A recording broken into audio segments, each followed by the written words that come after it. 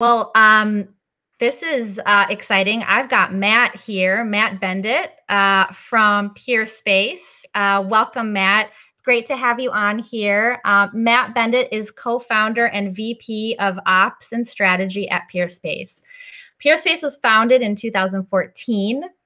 It was about 85 people or so at their peak, and it's currently a bit of a leaner team due to this year and the impacts of COVID-19. On the funding side, they have raised Series B, $34.8 million in total, not too shabby.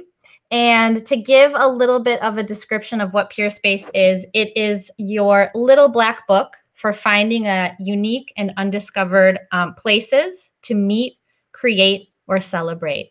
Whether it's for a photo shoot or birthday or maybe a pop-up shop or team brainstorming session, Peerspace gives people the keys to your city's best spaces, really. And so by showcasing and making their space available to an audience of millions, Peerspace makes it really easy for both individuals and for businesses to earn that extra income from their space. That's a little blurb. I know Matt is going to talk about Peerspaces in a much more succinct way than I just said. But I am extremely excited to have you on because I can't not mention Airbnb right now, right? Because there's that event of their IPO happening. And then spaces is just as a theme for this year. 2020 is the year of thinking about spaces and thinking about you're at home and you need to work from home. How do you make your home space feel like an office space so you feel productive? And when your environment doesn't change much, how do you find that inspiration? So this is a really timely conversation to have with Matt, and I'm so excited to have you here.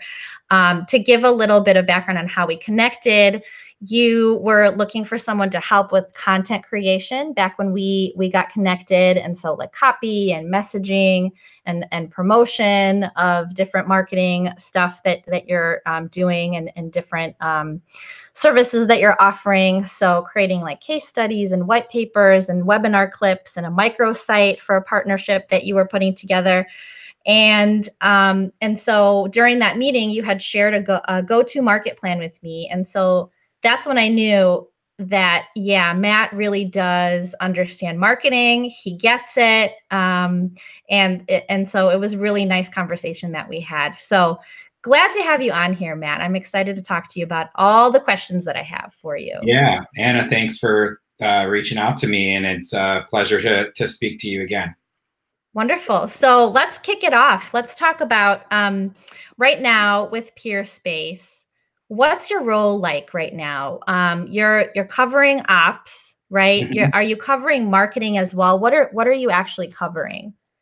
Yeah, so I'm a co-founder. I'm an entrepreneur. I cover lots of things. I bounce around a lot. I have a broad remit. Sometimes it's to my detriment because I'm doing a lot of different things.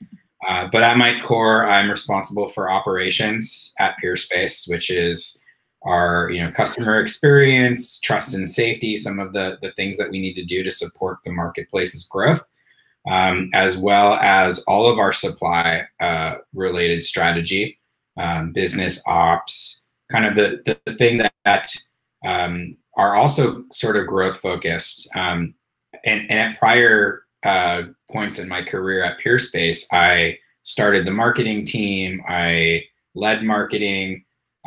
Today, I'm doing some marketing efforts for sure, but I'm not necessarily the head of marketing, though much of my career has been marketing focused, and I lend in quite a bit when it comes to the strategy and even tactics. So you have someone else that's heading up marketing right now? So we're kind of doing it by committee right now. We have a head of growth who is focused on programmatic and things like SEO and paid, and also product fit focused growth.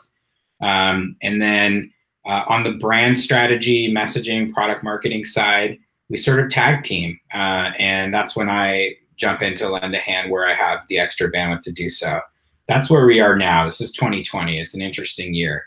In prior instantiations of Peerspace, we had, even more formal, marketing distinctions by, specialization.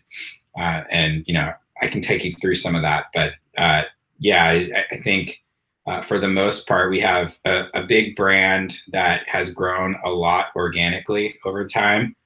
We're super proud of that, and it's honestly been the most rewarding experience to see how much of that growth has been organic. Some of it has been deliberate. Some of it has just been because we've developed a great product that resonates with people. And so, my job is to make sure we're supporting the growth of the marketplace first and foremost, and then to make sure that we're continuing to drive growth and to connect with our customers in an authentic way. Yeah, makes sense. Makes sense. All right. Well, I ask everyone this because I'm honestly curious. Everybody's got slightly different answer. What does marketing mean to you? Yeah, well, marketing means many things, right? From how you grow your business to the relationship you want to have with your target customers. For me, it's really simple. Marketing is just about the intersection of your product and the outside world.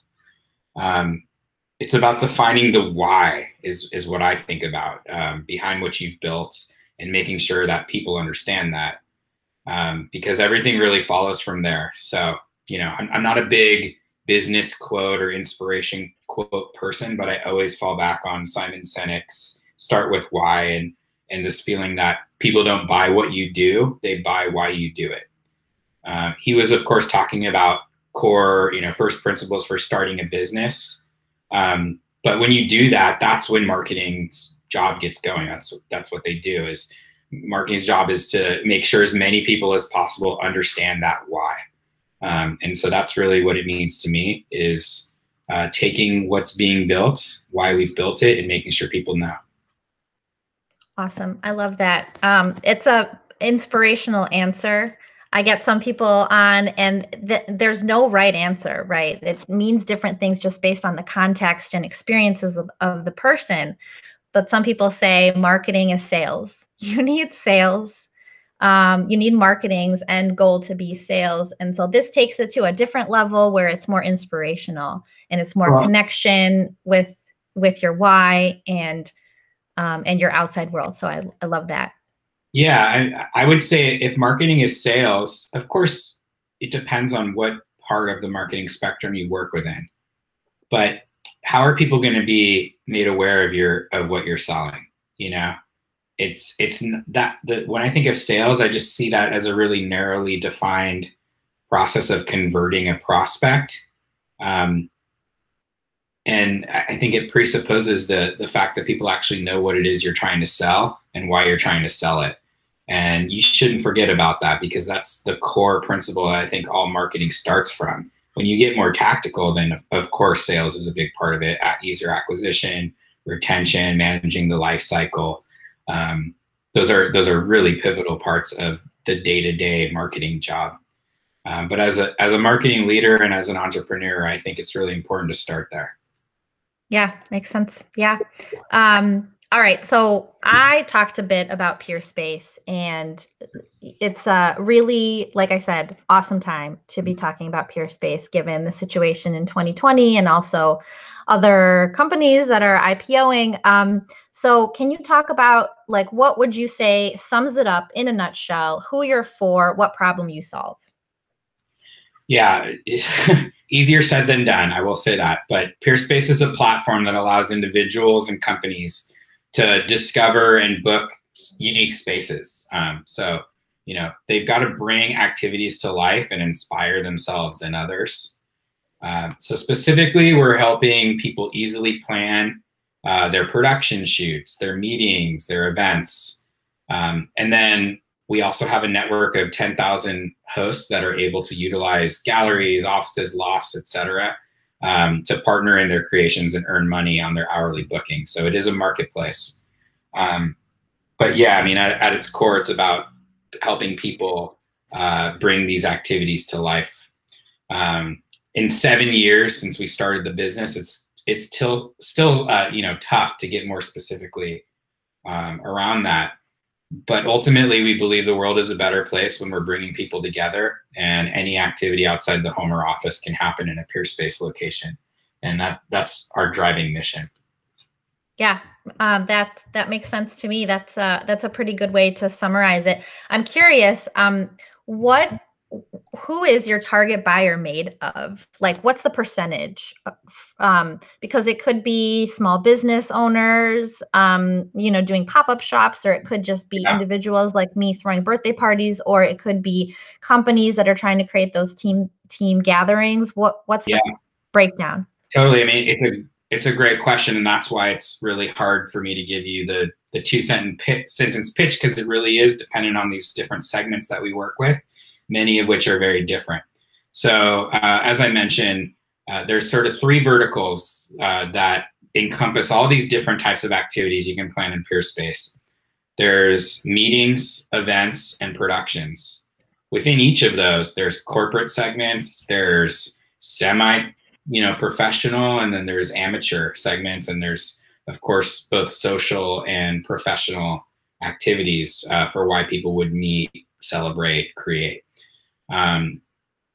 That's where marketing becomes a fun job and a complex job at Peerspace, because we have to be able to talk about Peerspace in the context of what that user is trying to do, what their considerations are, and that may be very different if you are a media producer creating a commercial shoot versus somebody wanting to celebrate a baby shower. That's, I think, a challenge. It creates prioritization and focus objectives for us that we are pretty ruthless about. But at the same time, it feels like such a big opportunity for us to be able to say that, anybody outside the home or office can, or anything outside the home or office rather, can happen in a Peerspace location. Within those breakdowns, though, to answer your question, production is our biggest use case. Particularly this year, it's really taken off. And there's lots of reasons for that that I can go into more depth on. But, it's a pandemic. Meetings and events, we're as much as we want to bring people together, and that remains our mission, it has to happen safely.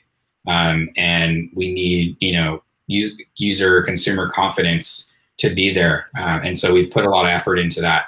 But another thing that's happened with production specifically is there's just been such a boom in content consumption and content production. It's becoming more grassroots. The rise of the creator segment, I would say 2020 is really the year where that's happened. People have just an insatiable demand for anything from a TikTok video to, a YouTube series, web series, to, something on Hulu or Netflix. And we're certainly seeing that use case come back with a strong vengeance throughout this period where lockdowns kind of eased, and going back into a lockdown period, all bets are off. But we feel pretty good about what's happening with media creation. Yeah, I think I saw maybe like a couple months ago, for those TikTok videos, or just for Instagram, there are people paying tons of money to rent a space that looks like you're inside of a jet plane. Is that something related to you?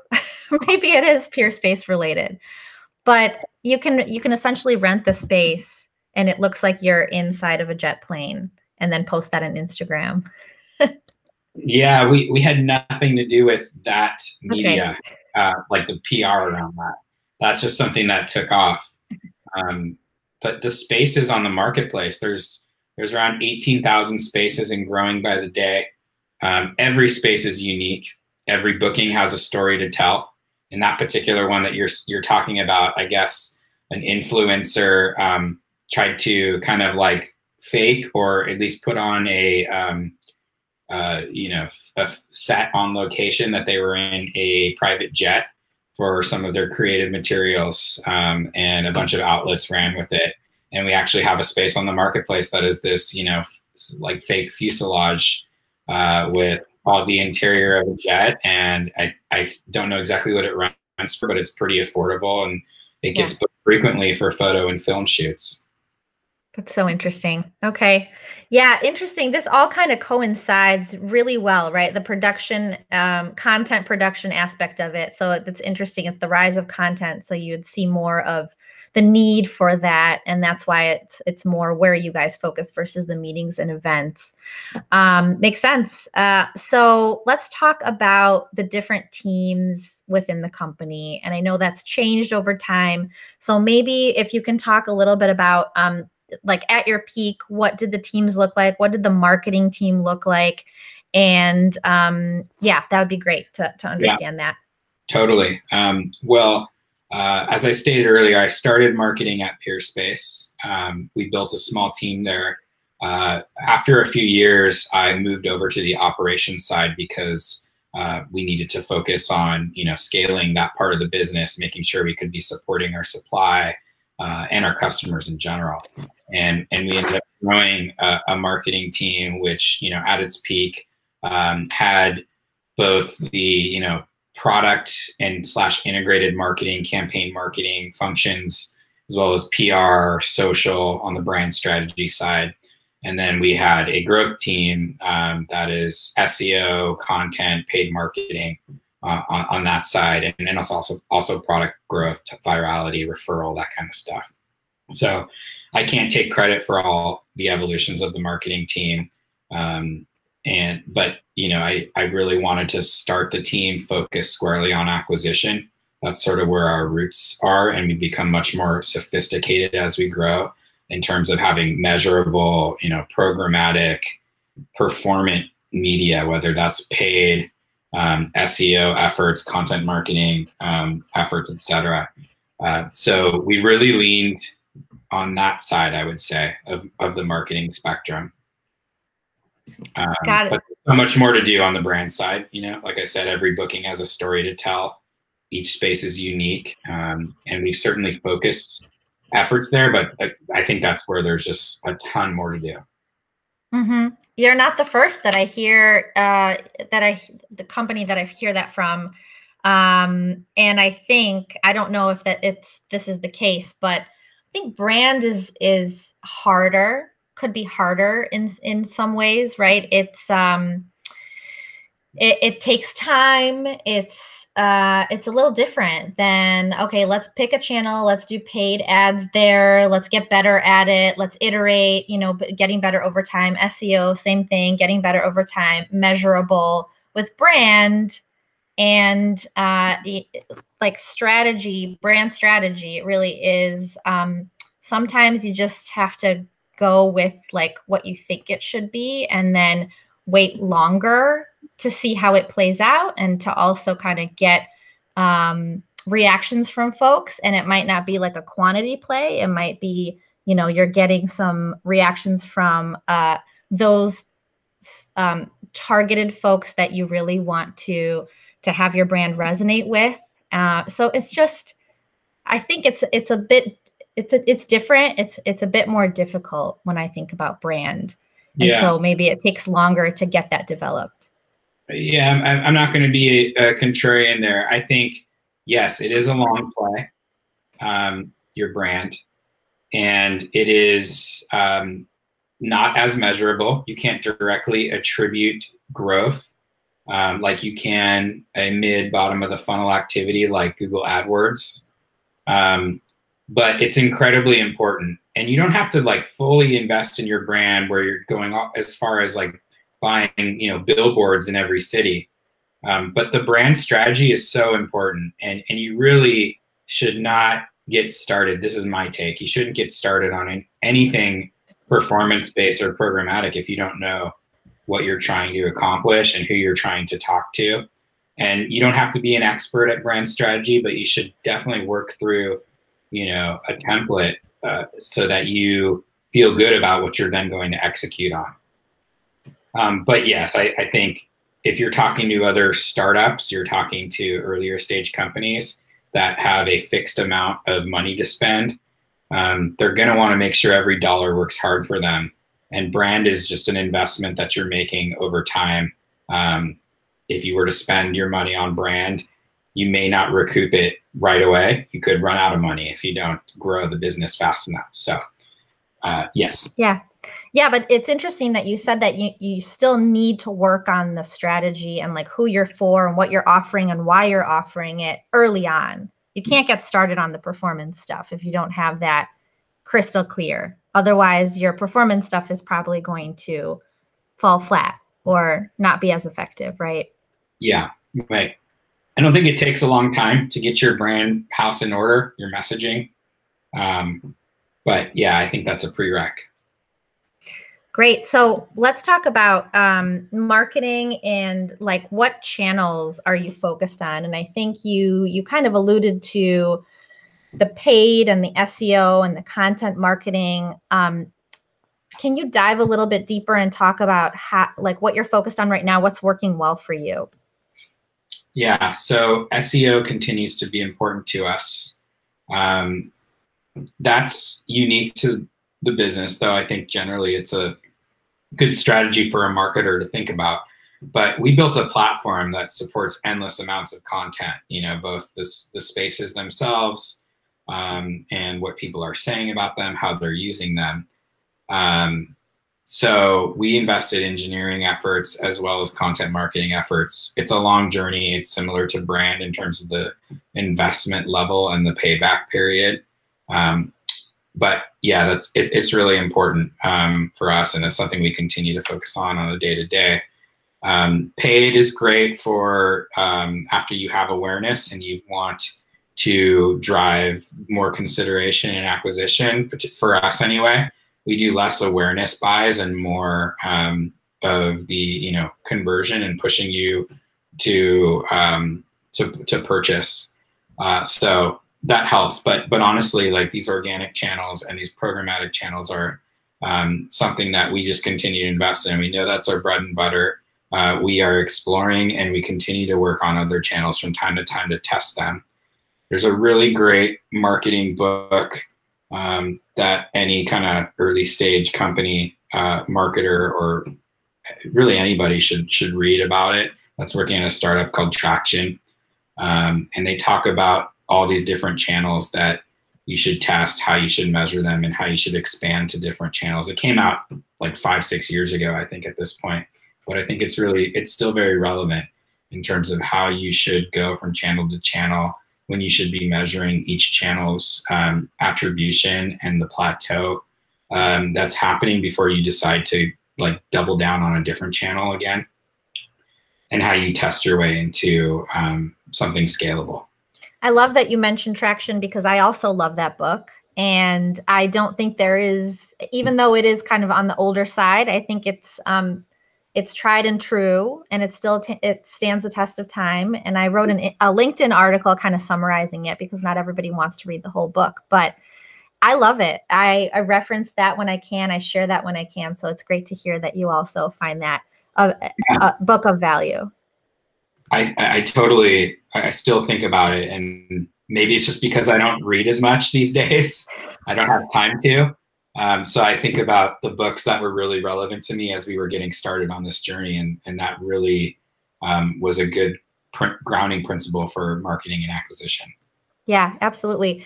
I'd be curious to dive a little bit deeper. So you talked about SEO is still working for you. You've got a platform for content. You're using paid to less about awareness and more about getting to that conversion point. Can we go a little bit deeper into maybe like the content? Do you have someone that's writing blogs? Like, what does that look like for you? How does that kind of speak to like the cycle? Okay, you got a blog up, then you share it on social, or like how do you think about content at your company? Content is a very strategic channel for us. We have an active blog and resources destination that we are, constantly adding information to. It ends up being a valuable SEO resource for us, but it's important also to be authentic with the content we're creating and make sure that it's targeting our audience in a way that adds value to their lives, whether they book with us or not. I think that's been like the key to content being a carrot for acquisition and for awareness driving, of course. So yeah, we have regular content efforts. I think there There's more low effort content that's even, it could still be a blog, but there's content that's about just talking about the spaces that we're in and what customers need to consider when they're, you know, trying to do a photo shoot, for example, or who the best photographers are in a certain market that we've worked with or come into contact with. And then there's more longer form content.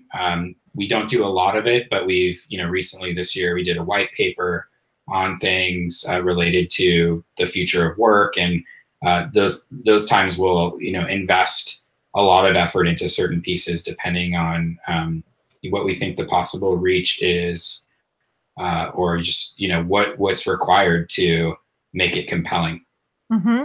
And are you guys doing any sort of like virtual events? I think you on YouTube you have like the videos of some folks that have used the spaces, and you're just kind of visually showcasing that. Like somebody was using a space to create a video, like a marketing video. Yeah, I actually didn't talk about word of mouth when I was talking about SEO and more of our like performance marketing work, but that's also been a really important channel we've invested in, and you call it community marketing. But we have this program called Made in Peerspace, which is where we showcase on a regular basis and create all kinds of content, whether it be as simple as a social still photo post that we're resharing from our customer, or a video that we create, you know, an actual documentation of a booking around that's produced by us. But largely Made in Peerspace is user-generated content. It's a way for us to amplify what amazing things our customers are doing in the spaces that they're renting, and shine a light on just how creative this community is. It can be anything from, you know, a surprise engagement proposal to you know, a music video that's being produced, to a product shoot. So that kind of stuff generates a lot of word of mouth for us. It also makes the business feel really tangible and authentic. And so we have quite a few programs, but Made in Peerspace is the big one that we continue to invest in.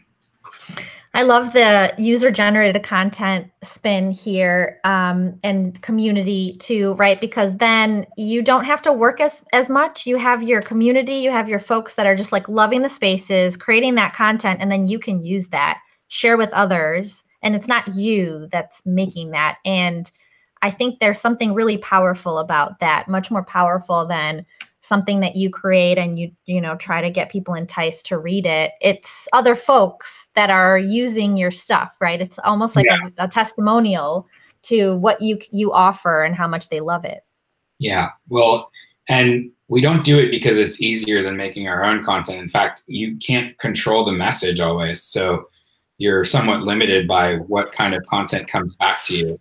But I don't think it would be possible if we hadn't focused a lot of care on making sure the product experience was great, making sure their relationship with the brand was strong, you know, that they come back and want to use us and want to share what they're doing because we've unlocked some magic for them. You know, this unique space that's turned their production into something much greater than maybe they thought it could be when they got started.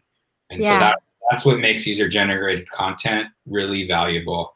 It's not for every brand. For us, though, it feels like the right thing to do, and I'd much rather spotlight what they're doing than what we're doing. Mm-hmm. This is great, Matt. I love this. These are juicy nuggets that I love talking about. Let's talk about the partnership with United, and that's kind of when we started talking. That was really the basis for the conversation. You were looking for someone to help with content marketing, that microsite, because of this new partnership. There's a microsite called, it's Team Together, right? It's teamtogether.com, I think. Teamtogether.peerspace.com. Yeah. And so I'm curious. I mean, number one, it's amazing for a startup to be partnering with such a big player. And how did that happen? How did that come about? And then I'd love to hear more about, like, what are you now doing with that partnership? What marketing assets are you creating? And how did you think about that go-to-market plan that we talked about a while back, to let people know about this partnership? I'd love to hear how that's going. Yeah, sure. So now we're really switching gears over into the meeting and event, or corporate segment, but that has historically been a major focus for our business. United Airlines, United's a preeminent business travel organization, in the country, if not globally. And they also bring people together, which is what we're all about. So we were able to serendipitously get connected, and we started talking about how to safely bring people together during this unprecedented time we're in. And that's what evolved into what we call Team Together. So the components around that was, first of all, let's talk to our customer base. They may not be booking as frequently right now because the world is on lockdown in many areas. But we surveyed them, and we learned a ton about how they're feeling during this time, and about the future of work, and what that could really look like for them. We synthesized that into a white paper, which was like a 15-pager. You can find it on Team Together's site, that talks about the data that we found, which were some really interesting learnings. We also interviewed experts across the sphere, from property management companies like CBRE to CEOs of growth companies like Andre Haddad at Turo, HR professionals, etc. And those learnings ultimately culminated in the product that we brought to market with United. So Team Together is actually, as a product, it's a subscription service for companies that are thinking about their office and travel footprint together. And we offer savings and perks from both companies, depending on what your needs are. So the reception has been really positive overall. But I will say, COVID is a strange time for everybody. We're having conversations with customers, and we're working with each on bespoke solutions that are going to make the most sense for their business. And we'll have more updates to talk about next year. But what we learned in a lot of this survey data was that businesses are thinking about what their office footprint needs to look like. Peerspace in particular, we haven't been back to our office since March, and we have this beautiful office that is a showcase of the best of what Peerspace can offer. But now we're thinking about whether that is necessary. I mean, after all, we have our own network here of spaces that we can meet in to be productive. And so this concept of flexible workspace and being able to travel to spaces to be together safely when you need to can actually save businesses quite a bit of money and still maintain a lot of that culture and collaboration that people need to have. And that's why, you go to the office in the first place. So we're trying to kind of take the best of both worlds here with Team Together. And we want, of course, employees to be able to fly if they need to, safely. And we think that this product's going to endure, after the pandemic is more behind us. The world is changing, and it's something that's needed. So we're excited about the initial launch, and continue to have updates there next year. Would you say that at this point in time, there's a lot of interest, like it's a marketplace still, right? So is there a lot more interest on the companies that have the empty spaces and they want to just like lease that out for folks that want to use it? And then the folks that want to use it are just not quite ready yet because they're not sure what that looks like and the safety of bringing people together. What does that marketplace solution look like right now? Yeah, so, well, we have a COVID-19 protocol that we introduced called Health and Safety Measures that is really centered around what hosts are doing to make their spaces attractive to the companies that need to be meeting together right now. And so that's where we see traction. Definitely the white paper shows this, and I'm sure any survey around remote work is going to show that businesses aren't, if they can, stay safe by working remote, and they have that luxury like many of us do, they're not going to put people in harm's way. And so in many respects, we need to see what happens with the virus, with the vaccine, the pandemic kind of easing before we'll see a lot of growth in this area. For others, though, I mean, this is a conversation that a lot of companies are having right now, and so we're there to provide our expert opinion and support when they come to us with these challenges. And for those that are getting a head start on it, we're already working with them to figure out what a flexible solution could look like for their now dispersed team of employees. Mm-hmm. Yeah, this is crazy. Like, this is so, you're in a space that's just hot right now and changing, and there's a lot that's going to happen next year. So it's a really exciting time, but I'm sure a lot of things that you're thinking about too. That's probably why your schedule is so booked up and you can't seem to take a vacation. It all makes sense. All right, great. So related again to marketing, then you talked about what's working well for you. We talked about the United partnership, which is great for it just makes sense to work together on bringing people together. What are the challenges that you're facing these days? What are you trying to figure out? Yeah, well, I see them. We definitely have some challenges, but I am more focused on the opportunities. We've always been a production-focused company, at least in terms of what's dominating a lot of our bookings, and this year has been no exception. So, what are we doing about this boom in content consumption and content creation that's happening this year? How are we engaging with the creators that are making a lot of this content, both the grassroots creatives, the entrepreneurs, and even more upmarket with marketing agencies and brands, to just, really chase a lot of that down, to continue to provide, better access, create better access to the customers, understand their needs, help them, help professionals and amateurs alike. There's just a lot to unpack there, and a lot of tactical work to do once we plot a course. So, we want to create this larger support system for productions from start to finish. Space, of course, is a big part of that, but there's an entire effort that is undertaken when somebody creates this end piece of content that you would view. So that's something that we're thinking about. Corporate meetings and events, swinging back over to Team Together. I think we know that that's a challenge for us, particularly right now, but how can we be ready to help those customers as we come out of this pandemic? We're ready. We know that our product works, and we'll be able to focus marketing efforts there when we see that shift happening. But that's one of the reasons why we built Team Together, obviously, is, there's headwinds right now, and we want to get back to being able to serve anybody who wants to have, safe gatherings. Yeah, so perfect. That makes sense. That those are your focus areas and they're more opportunities versus challenges. That's a positive way to think about it. COVID obviously has affected the company, like team, right? It's affected the team. Yeah. It's affected what you were working on. What else? What else has COVID affected that we haven't talked about? And what are your plans for next year?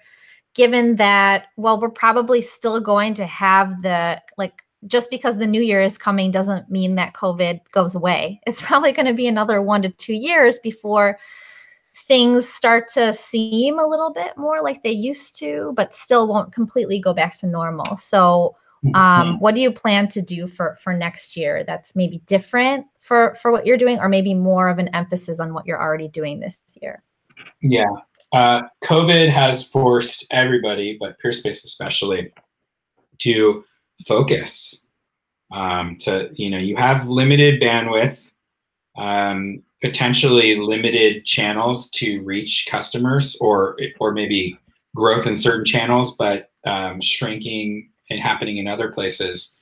And it's been that great external forcing function for us to really know where we want to double down and what we're trying to accomplish in 2021. And so That's, I think, the most primary way that it's affected our marketing strategy. We're a leaner team. We can't do as every channel that we were, put as much effort into every channel that we have in the past. And that might be a good thing. That might be okay. So, focusing on areas like content marketing, being able to tell our brand story and engage more of the creators is something that we spend time thinking about, and it might mean that as a result we're spending less time in a different part of the business or with a different marketing tactic. We're planning actively for 2021 right now, so I think you'll start to see some of those efforts come online. But yeah, they really start with a bit more streamlining and focus on what are the few things that we want to do really well, instead of what's every way to reach and follow our customer around the internet for all these different verticals. It's been a theme that has been coming up a lot in conversations I've had with folks, especially this year, is doubling down on specific channels that are working well. It may not be a bad strategy. And there's always the desire to test other things, but it takes time away from spending the time that's needed on, doubling down in channels that are working. So is that kind of the case? Maybe you'll spend a little bit less time trying out other things, experimenting, or are you still of the mindset that you still need to experiment and not put all your eggs in like two baskets? I think you always have to experiment. I'm a glutton for punishment, so I will do more than feels like I should be doing. As I'm telling everybody to focus and prioritize, I end up being the person who doesn't always take my own advice. But it's really comes from a place of, I want to experiment. I want to unlock the next opportunity. That said, like organizationally, structurally, we really got to stay focused. And I would say that that's true of any business, let alone, a startup that has a really wide remit in what it can do. Peerspace with all like 100+ different activities we could target a customer for. We do not have that luxury. We'll never have that luxury, I would argue, no matter how big we are. And so now especially it's important to do things, but still, find whether it's each individual at the company or maybe one individual at the company, give some resources to experimentation and to trying different channels, but don't make it become a distraction. It's really good advice. Yeah. Okay, so let's talk about you and your career. And I found it really fascinating that you have almost 9 years experience at Electronic Arts. Mm-hmm. So gaming, right? And so I'd love to hear how that's impacted your time at Peerspace. What prepared you for Peerspace, and what were you not prepared for? What were your takeaways from Electronic Arts in that time period? Yeah, so working at EA was definitely, I don't have an MBA. That's the closest thing I can think of to an MBA on the ground. Is, I learned in a very structured, corporate way how to do marketing. And so I grew in my career there. When I left in 2013, I was looking for a bit of a change, like more focused around product management. But I have always been a product marketer at heart. I was a director of marketing there, responsible for the action vertical of games that we would be releasing for consoles and PC, and had a small team that was focused on really bringing products to market and the cross-functional, integrated campaigns that would fuel those efforts. So, that's where I learned a lot about, first exposures to managing P&Ls for a business, at least from the marketing side. How many customers are we going to try to acquire and through what channels? And also, heavy brand work. What the why behind this product, like why have we built it? We're testing out whether those why messages are resonating and whether the product is actually achieving those goals. that's all kind of grounding I got from my EA experience. Uh, Moving on, I actually didn't think I would be a founder, of a company, be working with a really good friend and former colleague from EA. Actually, is my co-founder here at Peerspace. But I didn't think that was going to happen. I thought I was going to move into startups. I wanted some smaller company experience. I've always thought myself to be more entrepreneurial, and was feeling like it was time to kind of shed the big company background a bit, really get my hands dirty and make stuff happen. And so I was looking for product jobs and ended up reconnecting with Ronnie, my co-founder, who actually had the early ideas around Peerspace and was getting started on his own. And one thing led to another. I was just like really intrigued by the concept. Started working out of the first Peerspace location with him while I was doing some consulting and job hunting, and just became more clear over time that we should just like give this a shot together. And so it's been 7 years now since we got started. It's been really the career joy of a lifetime to do it, even though there's been tons of twists and turns, and it's given me a very comprehensive set of experiences, both like being kind of corporate and having a lot of structure and education around the concepts of marketing, and then dealing with the shitstorm that is an early stage company and just like having to get stuff done, so looking back on everything, it's been quite a ride, but really rewarding. Well, so listeners here, it sounds like you don't need to get an MBA. You can go to electronic arts, and it will be almost similar. I'm half joking though. Yeah. But it's great that you went to a company and you stayed there for a long time, enough to learn so much of that structure in marketing that could take you further down the road as you join Peerspace. So that's great that you have that. Yeah, I honestly, there's two ways to learn. You can jump around companies and get a lot of different experience, or you can dedicate yourself to a few companies, but you have to continue to push the envelope and make sure you're learning, or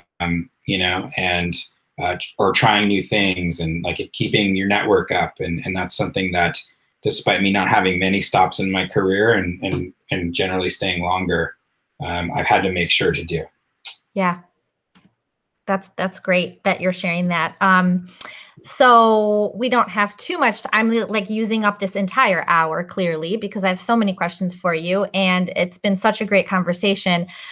Is there anything that you can share with the audience, something personal about yourself, just to better connect you to the listeners here? Many of them are maybe startup founders and marketing leaders at different startups. Maybe something around how you've been handling this year, or thinking about the year, or your career, anything that you'd like to share. Sure. I don't want to sound like I have answers, because I really am not. I'm not one of those people that like goes and tweets from their soapbox with these like platitudes about how to be great at business, or like the key learnings. I think I've probably forgotten, many things that I've learned along the way. But I would say this year's been tough for everybody, myself included, my family. We've had to make important life decisions, and this is probably a thread that some people are considering too. But we have a small family where we decided that we were going to try to grow that family even in the heart of the pandemic. So we have another kid on the way, a sibling to my 2-year-old. Congratulations! That's so great. Yeah, we really needed somebody also to play with our daughter, because it sucks to have a 2-year-old, having very little social contact as a result of what's happening. But those life decisions are about thinking a lot of different things, like where to raise your family in the near and possibly long term, and really try to assess what matters most about your life and your family outside of work. And so to that end, we did move out of San Francisco this year, a place that I thought would be my home forever. as early as the beginning of this year. But it made us think about like other lives that we could have. And I've been so incredibly thankful to be able to do that. We're down in Encinitas, which is North County, San Diego right now. Have a place near the beach, which is just so different from where we were before, and still be able to keep my job, you know? So there really are some silver linings despite a lot of the suffering. I realize that I'm more fortunate than many out there. And then I guess what I would close with is, while trying to take a step back and, you know, think about your life and what's really important to me, I still, you know, am really honestly addicted to my work. I'm addicted to wanting to achieve something better, you know, in my career, and to build companies that are creating something bigger than, you know, themselves, and transforming the landscape of what it means to, you know, do something. I like the idea of disrupting or bringing a new opportunity that technology can aid in to market. And that's what Peerspace has been about. And it's why, you know, I continue to, despite making all these claims, they're like, hey, you got to refocus on what matters. I'm still, you know, on Slack on my phone at night instead of, you know, spending quality time with my family. And I have to remind myself that, you know, I can't do that as much. So anyway, just being really honest, and I hope you got something from that. Oh my gosh. I think a lot of people can relate. And especially this year when it's so hard to pull away from the work and to focus on what's in front of you, like physical environment versus what's in your laptop and, you know, on your phone. So I think a lot of people can relate to that and appreciate that the honesty and the it's going to be a struggle. I think many years down the road. I think it comes down to what kind of person you are and what makes you thrive and excited and passionate. And I think both can coexist, right? Like the fact that you want your career to take you to the next level and you're so passionate about what you're working on, that's good to have. And that gives you energy for the other stuff that's happening in your life and the people around you. So thank you, Matt. So for folks that want to reach out to Matt, you can find Matt on LinkedIn. I think it's just Bendett. You don't even have to put Matt's first name there. And then to find out more about Peerspace, you can go to peerspace.com. So thank you, Matt. We covered a lot of ground. I appreciate that. We talked about your role at the company, what marketing means to you. We talked about, you know, what the team was structured like and what's working well for you. We talked about the partnership with United, challenges that you're thinking about more as opportunities, and then into next year, what you're going to focus on, and then your career. We talked about a lot, and I appreciate your time, and I'm so happy to have you on, and I hope to have you on next year to talk about all the exciting stuff that you're growing with Peerspace. So thanks again. Thank you, Anna. It was great to connect.